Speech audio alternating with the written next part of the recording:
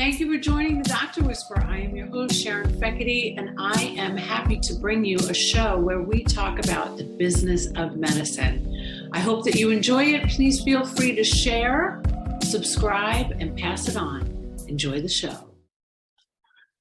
Well, we are back again, part 2 with my new friend. I will go as far as to say he is my new friend, whether he wants to be or not. His name is Ethan. This goes both ways. We're friends. I like it. Ethan Nkana, who is a healthcare executive, more than a decade of experience with hospital and healthcare administration, now has founded Rocky Mountain Physician Agency, which I love. And actually, that's, I think, Ethan, what I want to start with. I want to start with, we touched on it the last time about, how you're like a sports agent, but for doctors. So let's just talk about that first, because I want to broaden the horizon of what that meant to you, so the doctors can understand more what you're trying to do to help them. Yeah, I'm so glad you asked, because that really is where the conversation tends to gravitate to about the business, because that's where it all started. It started in the throes of getting laid off from this job and then having this idea of, well, why don't doctors have agents like professional athletes do? They both spend 20, 25 years, maybe more in some cases, training to become elite in their sport of choice, in this case, medicine. Mm-hmm. And when they come out, neither of those populations have training or expertise in how much money they should be making, how to negotiate their contracts, or what should be in their contracts for their own benefit. And so I, quite frankly, co-opted the business model from sports agency and have layered it over onto doctors. And so my only job is to help identify opportunities for doctors and then negotiate those opportunities for maximum value the same way a sports agent does. You know what, Ethan? That's very interesting, because I modeled the Doctor Whisperer after a show called Tabitha Salon Takeover. Get out of here. There's a story. You know that show? Sharon, no, there's a story. Let's hear it. All right. Like, this is crazy, because I think I might have told this story one time. I cannot wait for this. Let's hear it.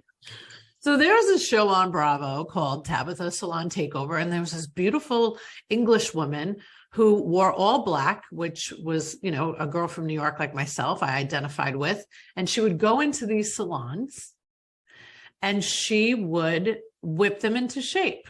She would go, all right, now your front office person, she's not very nice, is she? Why do you think you're going to get any? This is a terrible English accent, by the way. I was thinking it was spot on for my really? Well, we can say that. We're not natural. We're not British, but So I thought, and then she would meet with the sales team and the marketing team, and she would talk about accounting and talk about how there were so many flaws in the business and where they set up shop. And I'm like, that's what I want to do for doctors. I want to restructure their business and put them on track. So that's so interesting, Ethan. So what were you doing when you had that idea? Were you in a different job, in a different career industry? What were you doing at the time when that came to mind for you? Well, I think I shared this in the first episode with you when, you had a different name for your business. I had a different name for mine. Mine was Get Up and Grow.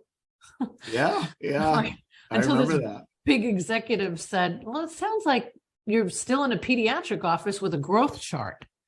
I'm like, oh yeah, okay, I get that. And it was hard to verbalize what I was thinking, right? So how was I going to translate the name of the business to what I was going to do for the doctors?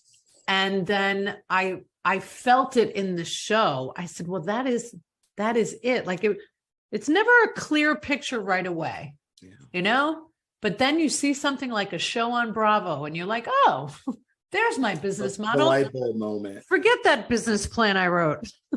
Let me throw that out the door. That is so cool. And you're so right about kind of the serendipitous nature of how those things come to mind. And yet they're so perfect. I can't think of you as anything else other than the doctor whisperer, right? And I know you wear so many different hats with your conglomerate. Mm-hmm. And at the same time, the doctor whisperer, of course, in light of the work I do, that is so memorable to me. Oh, and as soon as I read your bio, I'm like, absolutely. Like, they need an agent. They need somebody to go to bat for them, to show them what they're worth, which is amazing that you would have to, right? Like, hello. Yeah. I said this the last time we talked about all the tattoos that you should have. You know, he's got his MBA, he's got more degrees than I know what to do with. I'd have them all tattooed all over me. The doctors, I feel the same way. Yeah. I have one of my clients, he's a psychiatrist, but he's also an engineer. Wow. And he used to be a professional skier.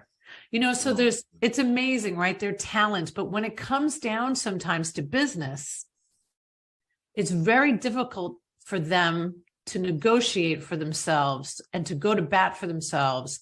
And as somebody that loves to do PR for doctors and put them on the platform that they deserve to be on the stage or whatever it is, on the show, whatever it is, that's what you do for them in terms of negotiating what their salary should be. As I don't think that they even realize how much more they can be making.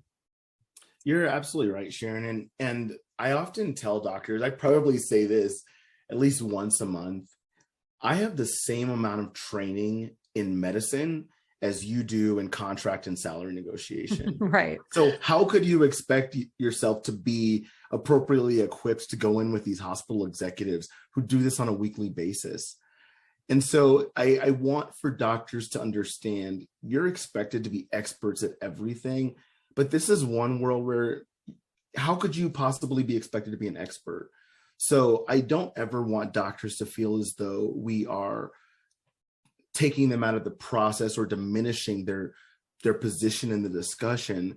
But what we do is help them craft their argument in such a way that hospital executives can interpret that in terms of a contract, right? So what is it you want in your contract? Compensation, benefits, your bonuses, things like that. But we help educate doctors first and foremost, so that way they're equipped when they go in those conversations. And then secondarily, for the doctors that need it, we advocate on their behalf for those who recognize that that's just not their skill set. Yeah. And that's such a great point because, you know, sharing my secrets now as a former administrator, I know when the doctor was showing up for their interview. It's like in my mind, I'm like, oh, I'm going to lowball the hell out of you because I'm going to do one thing, right? All I'm going to do is I'm going to ask you what you're looking for. And then I get the same thing. They get uncomfortable. They start to sit back, they move around. And I'm, psychology, business person that's like, so uncomfortable right now. Okay, perfect. Whatever this number is, I have so much flexibility with it. And that's You're sad. Spot on. But that's true, right, Ethan? You're spot on. And I think that's what helps bring trust with doctors is that they know, because we've been on the other side, that not only did we choose to be on this side, but two, we have a deep appreciation of how that side of the business works. And I think if most doctors were honest with you, they would admit that they don't understand how the dollar gets from reimbursement to their paycheck. They get RVUs. Right. And so you and I think can help bring clarity and comfort in a place where, frankly, they don't get a lot of information, even when they're, like you said, when they're in that discussion. If a doctor were trained in that, they would know, don't say a number first, let them say a number to you, and you respond to that. But again, those are things that you could never reasonably expect doctors to know, given so much of their energy and focus is dedicated to the sciences. Which is what you want. That's what you want, right? Absolutely. It's funny because to me, it's so simple, right? Like, well, what does the market dictate? And I'll say this often, to my docs. If they're thinking, even if they're thinking about hiring somebody, they want an administrator and they're like, oh, well, I'm going to offer them $70K. I'm like, okay, well, you're going to get somebody below average because the market dictates in your demographic that's 85K, right? So you have to do your research before you go in. And for those, which are most of the physicians, they don't even have time for that. Why wouldn't this is like, for me, it's a no-brainer. I was sharing with you before how I feel about virtual assistants when it comes to medical, with the sponsor for the podcast. I'm talking about them all the time because I believe in it. I really think why wouldn't you just let somebody like Ethan handle this for you? Because this is your strong suit. You understand contracts, you understand negotiation, you understand that if somebody's going to give you an offer, you actually don't ever say yes first. The whole process of negotiation, that I don't think these doctors understand how valuable that really is and how that can really dictate, set them up for their success for their future. Right? If you don't mind, can I share a little bit about what we chatted about before we went live? I asked you a question about your business and growth and some of the decisions that you had made. And after we chatted through that, you said, I'm surprised that you asked that. Not many people ask questions like that. And I think in my experience working with doctors, they are so accustomed to being the smartest person in the room. It's really hard to ask for help, especially from non-doctors, right? It's easy maybe to ask an attending or a senior physician because that's how they're trained and conditioned. It's a lot harder to ask for help to non-doctors because you're the expert and you've always been the expert. And I often say doctors are good negotiators. My doctors negotiate with me to take my blood pressure medication or get more potassium or do things that I might not prefer to do for the benefit of my health. However, that negotiation skill doesn't necessarily seem to translate to the business side, where if you look at any of the education that I do, any of the graphics I have out there, Sharon, I say exactly what you said. Get the data first. Know what the range is first for your market, skill set, specialty, and geography. But if you that's the first step. And you couldn't have teed it up any better. But I often share with doctors, they are good negotiators because they have to negotiate with patients to do things they don't want to do all the time. That skill set maybe doesn't hold up as well when we're talking about salaries, because now the carrot and the stick or the negotiation strategy is different. The data, who you're negotiating with is different. Their incentives are different. And so as long as doctors can start with what you said, which is know what salary range, get the data, Medscape, right, Doximity, Merritt Hawkins, MGMA, get the data first before you go into those discussions. So you at least have a working knowledge of what the salary range for someone like you should be. And you're so right. Like, don't come in saying, my doctor friend told me that. I know. Like for all of my Latin friends that say, oh, bendito. No. But the thing is, that's not a joke, Sharon. That's right. Real. That's it is real real. example. It's so real. It's so real. Like, it's the first thing that pops in my mind because I've heard that so much. I've heard that when people negotiate with me. Yeah. Well, my doctor friend said they got a consultant for it. I'm like, well, I don't give a shit, actually, who your doctor friend is. And you're a surgeon and you're talking to a pediatrician. We're literally talking about two different worlds here, bro. Oh, I love it. I love it. But we're in this game for one reason only, both of us. And that is to be that bodyguard. And that is to help.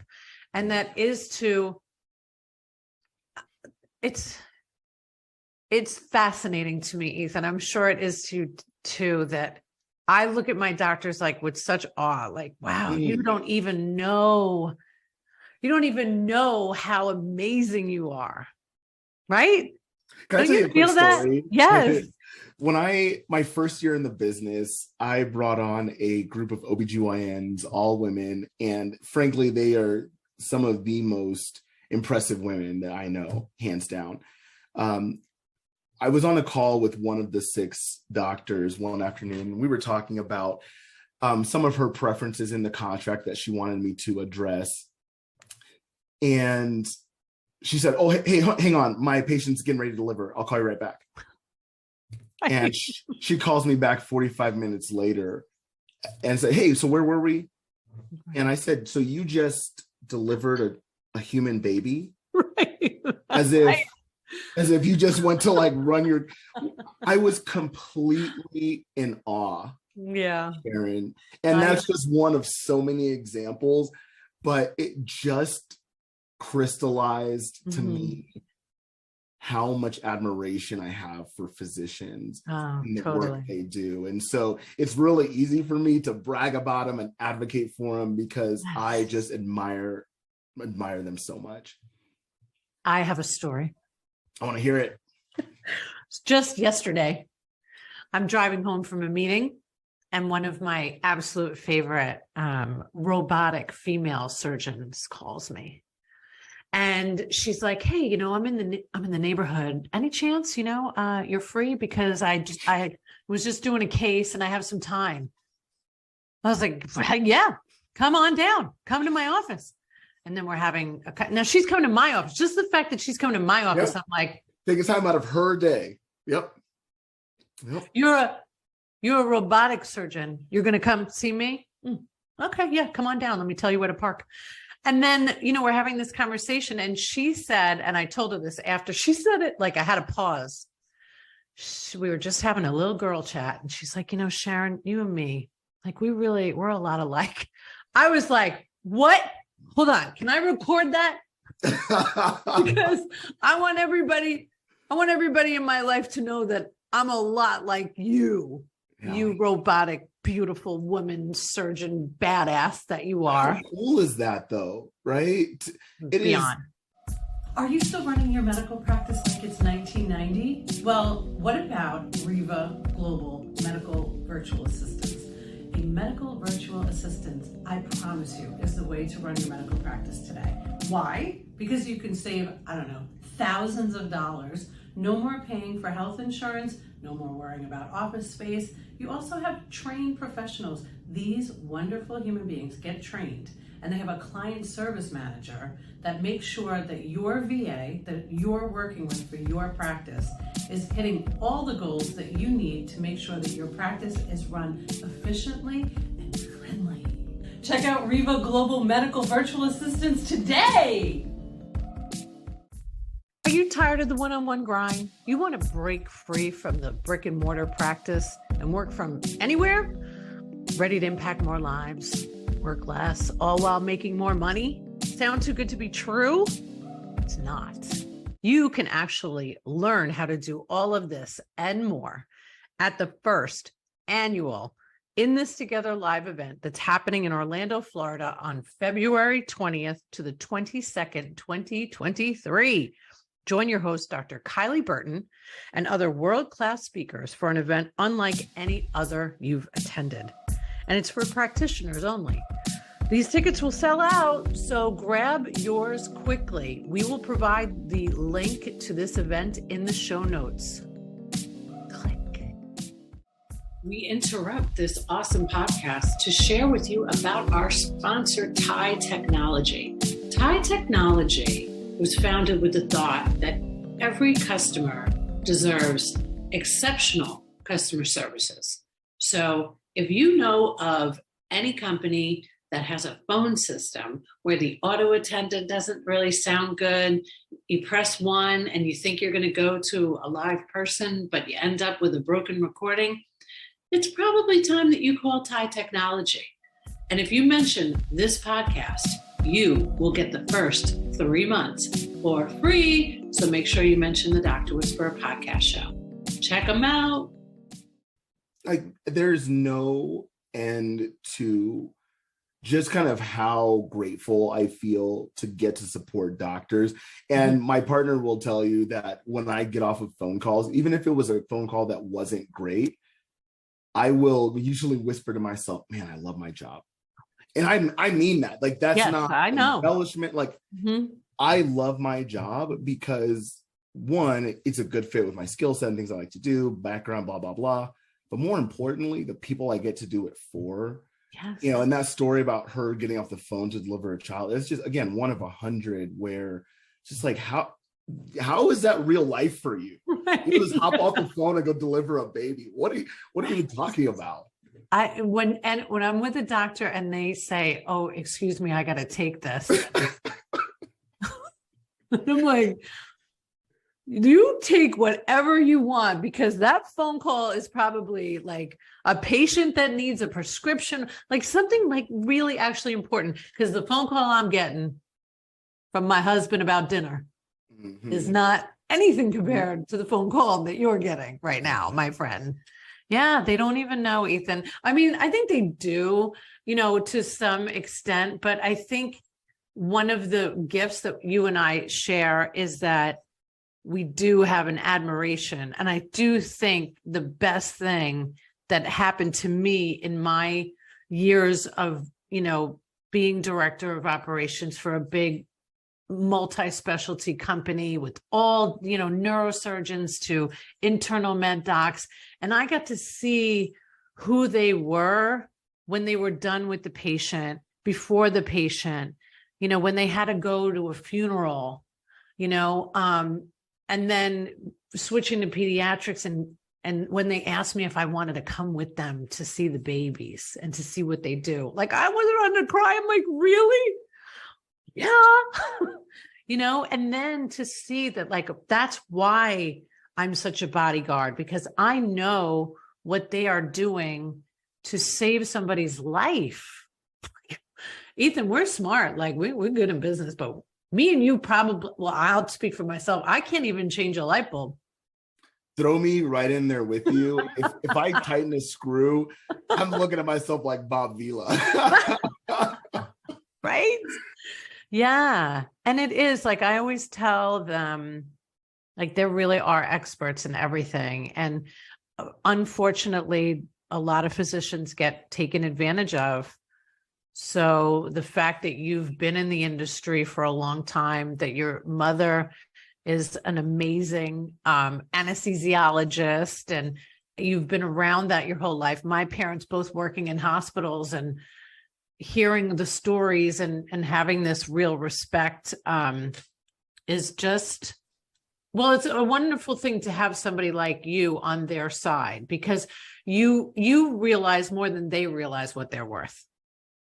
Yeah, and I think I realized that just in specific terms of compensation, right? Because I know what the market is for a physician of a certain specialty and how busy they are in a certain region. But I think the piece that we often gloss over is like their hourly rate, right? How much they make per hour. And when you think about that female surgeon who spent that time with you, that's valuable time, which is why Dr. Joe is so protective of that time. And so it just speaks volumes about the trust that they have in you, that they spend, not only do they spend it with you, but they seek you out to spend that time with you. And that's why I never take it for granted when a doctor takes time out of their day for a phone call or says they want to go grab a beverage or something like that. Just, you definitely feel as though you're on the right side of things. Yeah. And they're like, so many people have said to me that it's unfortunate, the doctors aren't good in business. I always say the same thing, like, well, thank God, because thank God. Right, man, if I have a broken arm, I don't want you to talk to me about, the square foot of whatever, I don't want you to get out a spreadsheet of any kind. I want you to actually fix my arm.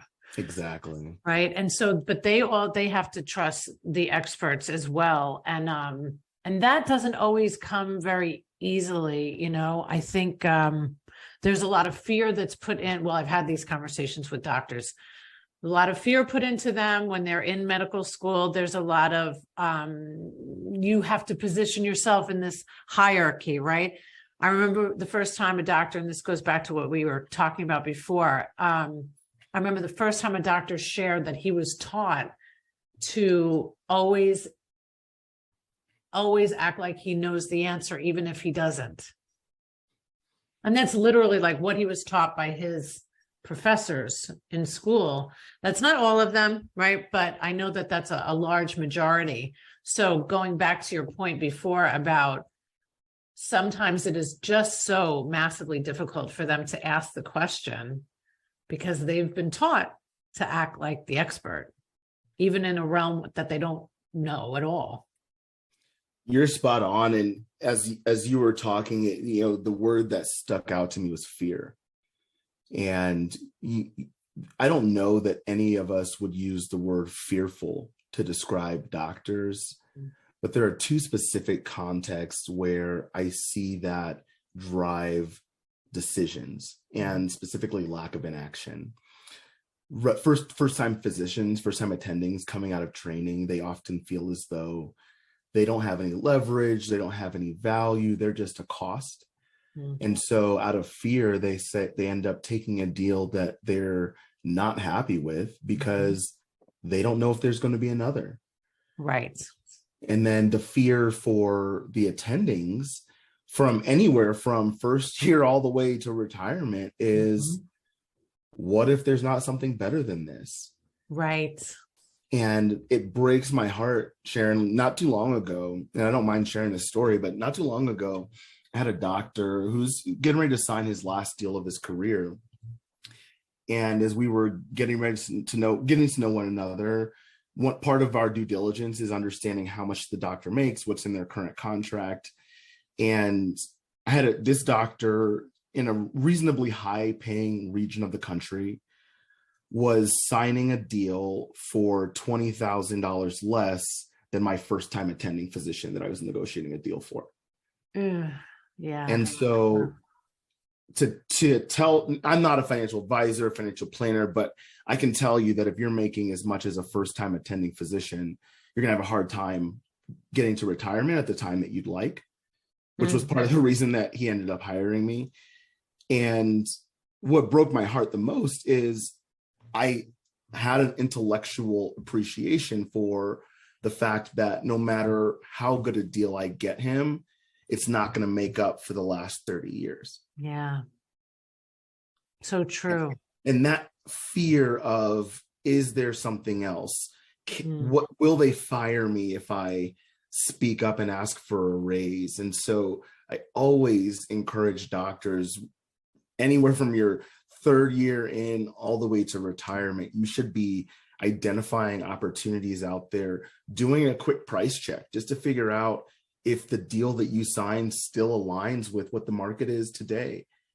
Because again, like, there's no deeper sadness for me when I know that it's too late. Like, there's, no matter how much help we get, no matter how much we increase their base salary, that they're not going to make up for being underpaid for the past couple of decades. Oh, yes, that is a sore spot. Now that I am removed from being in the running of the practices for so long, I remember having conversations towards the end of running the last practice with the staff members that I knew were underpaid, that I knew deserved a lot more, but had stayed in these positions for so long. And so I would start telling them, if you think that somebody is going to come running after you with a bag of money, please take note. The only way you are ever going to make that money is to ask for it. Yeah.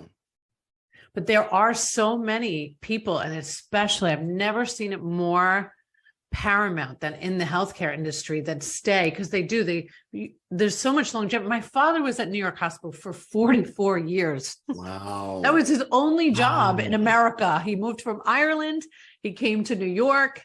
He worked at New York Hospital, and that was it. And that's where he retired. So fascinating. Yeah, he got a Frisbee when he retired. Thank you for your service. Thank you. So it's and not to say he didn't have a great position, but there is that mentality of like, there isn't anything out there that's better. And I always encourage people, I say, listen, you want to feel good about yourself?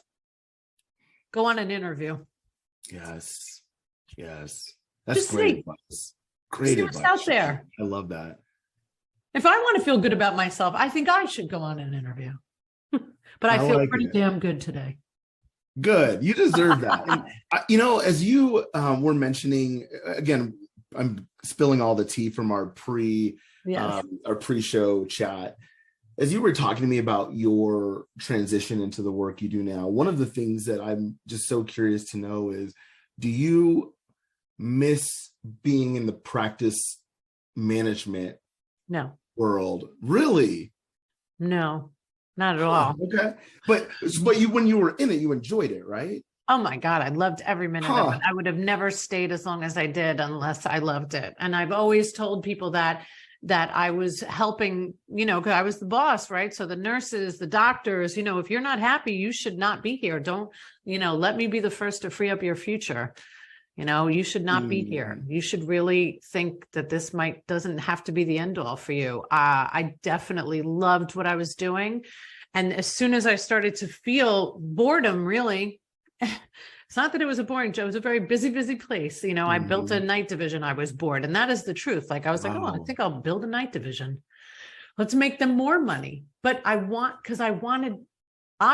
them to grow so much, but they were okay where they were. Yeah. So when you realize that, you have to go.